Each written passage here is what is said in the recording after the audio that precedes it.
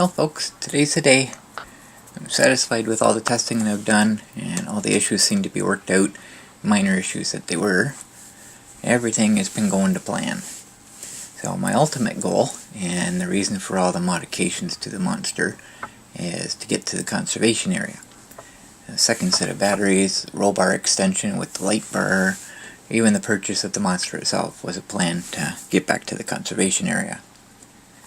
I used to go there every day, and I spent a lot of time there, summer, winter, sunny, rainy, snowy, it didn't matter. It was my happy place. No matter what was happening in my life, this place would take it all away, for a little while anyways. But after the loss of my car, the only way I could get there was by bike. But over the last few years, with the worsening of my illness, those trips have become far less frequent and a whole lot more difficult. The old scooter, the S950, would likely go the distance, but it's really slow and it would be useless once I got out there. Other than that, I could take a taxi, but $20 each direction, it's not really an option. So, with the Monster, I did some testing last year. I drove a couple concessions out of town, and I turned around and come back home and checked to see how much battery power I had left. Then next day I'd drive a little farther, come back and check again. After a few days of doing this, I realized I was able to get there and back on a single charge, but I wouldn't have a lot of battery power left excuse me, for touring the trails once I got there. And I also had no way of, how to gauge how much battery I can't talk today. No way to gauge how much battery power I'd have to leave in order to get back home. So, pretty little variables in there. So that's where the second set of batteries comes in. So I can use one set for the trip there and back, and use the second set for playing while I'm out there. The distance itself isn't far, it's only 11 kilometers, just under 7 miles, so a round trip is well within the Monster's range. Problem is, the roads aren't flat. There are some seriously steep hills between here and there, and steep hills drain the batteries very quickly. That's the main problem I had to overcome. So this year I'm prepared. I have more battery power to overcome the extra use. However, there is something that has now changed I hadn't originally anticipated. All the modifications that I've made to accomplish this trip have added more weight, and more weight means faster battery drain. Originally, the Monster on its own weighs 330 pounds, or 149.6 kilograms, and can handle a maximum rider weight of 350 pounds, which is 158.7 kilograms. So I'll do some quick calculations here. I made this chart to compare the weight of the Monster in its original state and with it modified. And let's start here with the Monster's base weight as it comes from the factory to 330 pounds, which converts to 149.7 kilograms. Then I'll add in my weight. I weigh anywhere from 110 to 130 at any given time. A lot of things depend on that, but I'll go with the upper limit here just to be safe. So I'll say 130 pounds, and it's 59 kilograms. So add those together, total weight with the Monster with me on it is 460 pounds, or 208.7 kilograms. So with the Monster modified, base weight again, 130 pounds, 149.7 kilograms, and me sitting on it, extra 130 pounds, 59 kilograms, and add the weight of the second batteries, it's about 120 pounds, 54.4 kilograms. Then I'll add in the weight of the battery rack and the roll bar extension with the light bar on it, all the extra wiring, it's about 50 pounds and 22.7 kilograms. Now, I also have a tool bag with me. I'll explain that in a little bit. But the bag of tools, an extra 20 pounds, 9 kilograms. So I add those together, you get a grand total of 650 pounds, or 294.18 kilograms, and that's with me sitting on it, all the accessories, and my tool bag. So, back to the other side here, at the base weight of the monster, and the maximum rider weight is 350 pounds, which is 159 kilograms. So in total, with maximum rider weight and the weight of the monster itself is 680 pounds, and it's 308.7 kilograms, and that's maximum that the monster can handle, maximum amount of weight itself and its rider and anything that's on it. So I don't know exactly how accurate this is. I don't know if that's occasional trip or all the time use, but that's the maximum in the specifications. So it's 680 pounds. So compare that with my modified version. That leaves me 30 pounds to spare, and that's 13.6 kilograms. So cutting it close. I didn't realize how close until I actually made this chart. Everything seemed well when I was doing the calculations, but I didn't take into account my own weight, apparently, and there's other things too. When I go out on these trips, I have extra clothes with me in case it gets cool before I come home, or if it's, the threat of rain. I also have food and water, and all that stuff adds up that I didn't calculate into this originally. Also, there's things I can't measure. The new batteries that I got for the monster, the internal batteries, the original ones that I replaced, are bigger, therefore they're heavier. I have no way of calculating the difference there, so I'm not exactly sure how heavy they are. There's just a lot of variables. Plus, my calculations here on the weight is approximate, so I may be over, I may be under. But bottom line is, I didn't realize how close I was. So that's kind of concerning. But that's what we got. Got the extra battery power to move me, but I got all that extra weight that's putting a lot of strain on. So. And today, I was planning to do another test. Originally, I was going to attempt the trip to the conservation area with all the new weight, but I realized if I was going to do that, I might as well just treat it as my first trip there. I'm going to be there anyways. So temperature today is about 34 degrees Celsius. Perfect conditions for getting most out of the batteries. But because of the heat, I've also got extra water. You can never have too much of that. So I explain my toolkit now. It's a backpack on the floor of the scooter.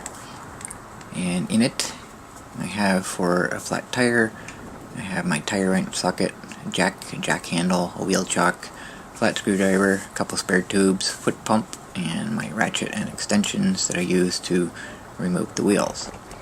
So for a broken ball joint, I have two spare ball joints, a spare ball joint nut in case I lose one in the grass or something, and my ball joint wrenches. For my cameras, I have my stubby mount screwdriver to tighten them up. I got extra cameras, mounts, cables, cords, tripods, spare camera batteries, bean bag to stabilize the tripod, and my voice recorder. So for the monster's batteries, I have a spare battery switch, battery terminal wrench, an extra terminal screw in case I lose one. That wouldn't be good. And an extra plastic plug in case I lose one of those. For me, I have food, water flavoring, hard candies, extra clothes, phone charging cable, and safety glasses for when I'm riding at night and I can't wear my sunglasses. Bugs, when they hit you in the eyes, really hurt. And between here and there, there's a lot of swampy areas and there's a lot of bugs. So prepare protection against that. And for everything else, I got bungee cords, electrical tape, duct tape, a garbage bag for waterproofing, a knife, zip ties, side cutters, X wrenches, my headlamp, a C-clamp, needle nose pliers, and vice grips. And I didn't mention in here, I also have a hammer. No, it's not on my list here. I also have a hammer, just in case.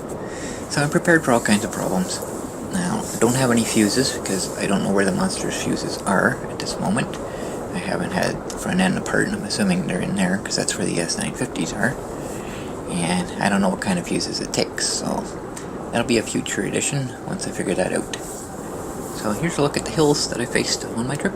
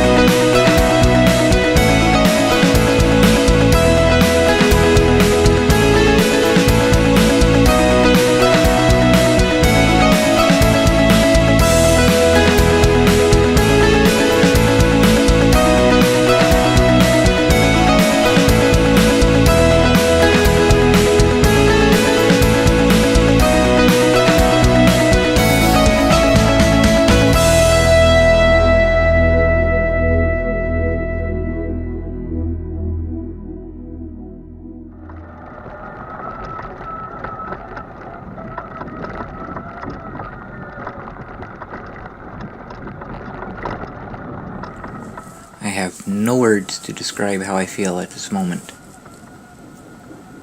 It's been so long. When I ride the bike here, at this point, I'd be looking for a place to lay down and sleep for a while.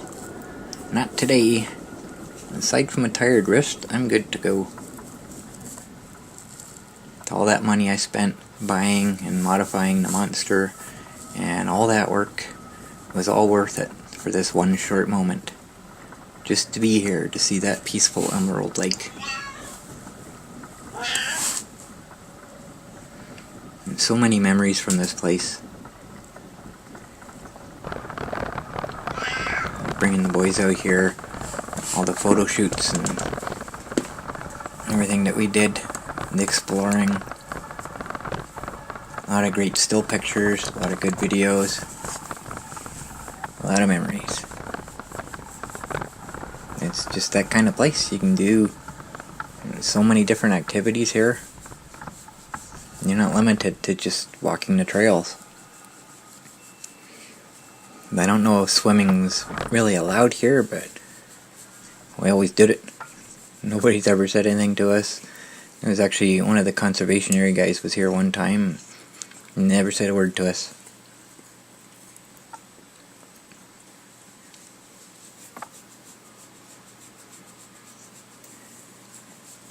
So I'm going to end today's video here. I kind of challenged myself to keep my videos under half hour now. videos. They tend to get long, but when I'm making these videos, I have a story to tell, and the story is usually a long story. So, but I'm gonna try to keep them down. So the rest of this will be in the next video. Yeah. Can you hear that? Nothing. It is absolutely dead quiet here. It is so peaceful.